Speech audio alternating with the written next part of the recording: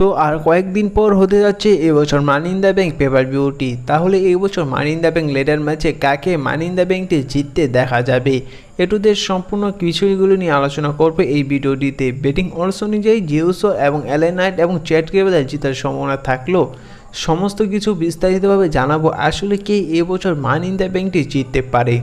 সর্বপ্রথম জিউসোকে নিয়েই আলোচনা করা যাক। জিউসো তিনি বেটিং অডস অনুযায়ী সবার উপরে রয়েছে, তিনি ফেভারিট রয়েছে এবছর মানি ইন দ্য ব্যাংকটি জেতার।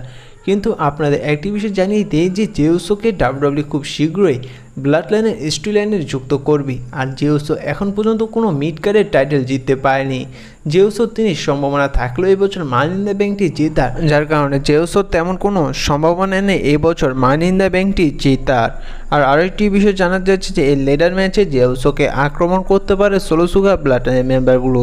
আর এরই কারণে জিউসো হয়তো তিনি মানি ইন দ্য ব্যাংকটি জিততে নেওয়া পারে, কারণ আপনাদের যেমনটা জানালাম যে জিউসোকে খুব শীঘ্রই ব্লাড লাইনের স্টোরি লাইনে যুক্ত করবে।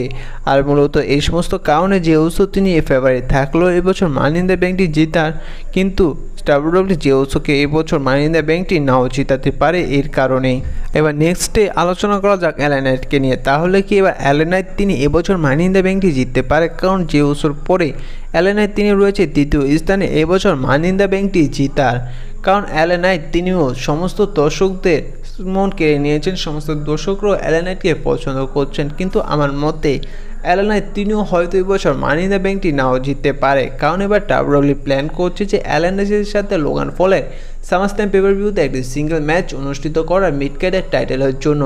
যার কারণে যেহেতু ডাব্লিউডাব্লিউ এলএ নাইটকে এত বড় একটি সুযোগ দিচ্ছে সামারস্ল্যাম পেপার ভিউতে একটি মিড কার্ডের টাইটেলের জন্য, এরই কারণে হয়তো ডাব্লিউডাব্লিউ এবছর money in the bank paper ভিউতে সে জায়গায় এলএ নাইটকে মানি ইন দ্য ব্যাংকটি নাও জিতাতে পারে। তা আপনাদের কি মনে অবশ্যই জানানোর চেষ্টা করবেন। এবার নেক্সট রেসলারকে নিয়ে আলোচনা করা যাক, সেটি হচ্ছে চ্যাট কেবল। তাহলে কি চ্যাট কেবল উইনার হতে পারে এবছর মানি ইন দ্য ব্যাংকটি? দেখুন, চ্যাট কেবলের পিছনে কিন্তু অলরেডি পড়ে রয়েছে আঙ্কেল হার্ডি।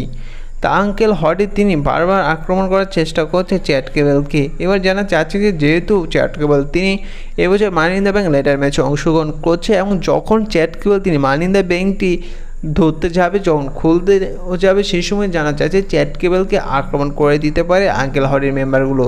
আঙ্কেল হার্ডির মেম্বারগুলো যে এবছর money in the bank paper ভিউতে চ্যাট কেবল আক্রমণ করবে তা 99% কনফার্ম ধরে নিতে পারেন, যার কারণে হয়তো চ্যাট কেবল তিনিও হয়তো মানি ইন দ্য ব্যাংকটি নাও জিততে পারে। এবার নেক্সট রেসলারকে নিয়ে আলোচনা করা যাক, সেটি হচ্ছে ড্রু ম্যাকইন্টায়ার। দেখুন, বর্তমানে যেমনটা জানা যাচ্ছে যে ড্রু ম্যাকইন্টায়ার তিনি যদি মানি ইন দ্য ব্যাংকটি জিতে যায় তাহলে তার ক্যাশিং ফেল হতে পারে, কারণ ড্রু ম্যাকইন্টায়ারকে ক্যাশিং সাকসেসফুল করতে দিবে না সিএম পাঙ্ক। কিন্তু আমার মতে এই বছর মানি ইন দ্য ব্যাংকটি জেতার সম্ভাবনা সবচেয়ে বেশি রয়েছে ড্রু ম্যাকইন্টায়ার, কারণ ড্রু ম্যাকইন্টায়ার তিনি দুইবার তার টাইটেলটি হেরে গিয়েছে এই মানি ইন দ্য ব্যাংক ক্যাশিংয়ের কারণে। আর এরই কারণে হয়তো ড্রু ম্যাকইন্টায়ার এবছর মানি ইন দ্য ব্যাংকটি জিতে যেতে পারেন। আর যদি ড্রু ম্যাকইন্টায়ার তিনি মানি ইন দ্য ব্যাংকটি জিততে না পারে, সেটি হতে পারে সিএম পাঙ্কের কারণে। আর যদি ড্রু ম্যাকইন্টায়ার তিনি এবছর মানি ইন দ্য ব্যাংকটি জিতে দেয় তাহলে তার ক্যাশিং সাকসেসফুলভাবে হবে না, তার ক্যাশিং ফেল হয়ে যাবে। কারণ ড্রু ম্যাকইন্টায়ার তার মানি ইন দ্য ব্যাংক যখন ক্যাশিং করবে, সিএম পাঙ্ক তার সেই মানি ইন দ্য ব্যাংক ক্যাশিং সাকসেসফুল হতে দিবে না। কিন্তু আমার মতে ড্রু ম্যাকইন্টায়ার তিনি 99% কনফার্ম যে এবছর মানি ইন দ্য ব্যাংকটি জেতার সম্ভাবনা রয়েছে অনেকটাই, এবং তিনি সেটা ডিজার্ভ করে। এবার নেক্সট রেসলারকে নিয়ে আলোচনা যাক, সেটি হচ্ছে আন্ডারলে আর কারমেলো। এই দুইটি রেসলারকে নিয়ে তেমন কোনো কিছু বলার নেই, কারণ এই দুটি রেসলারের এবছর মানি ইন দ্য ব্যাংকটি জেতার একেবারে 0% চান্স রয়েছে, কারণ এই দুটি রেসলার এখন পর্যন্ত কোনো চ্যাম্পিয়নই জিততে পারেনি। এমন কোনো কি ডাব্লিউডাব্লিউ এদের নিয়ে তেমন কোনো প্ল্যান করছে না। আর ডাব্লিউডাব্লিউ যদি শকিং কিছু করাতে চায়, কোনো শকিং কিছু যদি দেখাতে চায়, তাহলে এই দুইটি রেসলারের মধ্যে যে কোনো একটি রেসলারকে মানি ইন দ্য ব্যাংকটি জেতাতে পারে। দেখুন, ডাব্লিউডাব্লিউ সাধারণত সেই রেসলারটিকে মানি ইন দ্য ব্যাংকটি জেতে, সেই রেসলারটি যে পর্যন্ত বড় না হয়, এমন কোনো বড় রেসলারকে কিন্তু ডাব্লিউডাব্লিউ মানি ইন দ্য ব্যাংকটি জিতায় না, জিতে সাধারণত ছোটো ছোটো রেসলারগুলোকে, যাতে করে তারা একটি বড় টাইটেলে বা একটি বড় টাইটেলের পর্যায়ে যাওয়ার একটি সুযোগ পায়।